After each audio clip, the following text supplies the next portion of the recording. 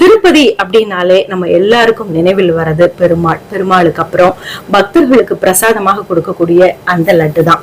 இந்த லட்டுக்கு மிகப்பெரிய வரலாறு இருக்கு. 1715ஆம் ஆண்டு பிரசாதமாக அறிமுகப்படுத்தப்பட்ட இந்த லட்டு கிட்டத்தட்ட 300 வருஷத்துக்கும் மேலாக பிரசாதமாக கொடுக்கப்பட்டிருக்கு அப்படின்றதுக்கான ஆவணங்களும் இருக்கு.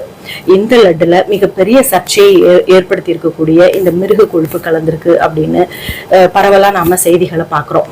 இந்த குற்றச்சாட்டு அந்த மாநில முதலமைச்சர் குற்றச்சாட்டி இருக்காங்க. ஆனா இது ஒரு பக்கம் இருந்தாலும் திராவிட மாடலால நிறைய சமூக வலைதளங்கள்ல அவா மிருக கொழுப்பதானே சாப்பிட்டாலாம் அப்படின்னு சொல்லி ரொம்ப கேவலமாக விமர்சிச்சுட்டு இருக்கக்கூடியவங்க புரிஞ்சுக்க வேண்டிய ஒரே ஒரு விஷயம் என்ன அப்படின்னா, திராவிட மாடல் ஆட்சிக்கு வந்த பிறகுதான் இந்த ஏஆர் ஃபுட்ஸ் ராஜசேகரன் அவர்கள் பழனி திருக்கோயில் அறங்காவலர் குழு உறுப்பினராக சேர்க்கப்பட்டிருக்கார். இந்த ஏஆர் ஃபுட்ஸ் தான் திருப்பதிக்கும் நெய் சப்ளை பண்ணியிருக்காங்க, பழனி பஞ்சாமிர்தத்துக்கும் நெய் சப்ளை பண்ணியிருக்காங்க. ஆக நீங்க கேட்க வேண்டிய ஏளனம் கேலி எல்லாமே திராவிட மாடலை பத்தி கேட்கணும்.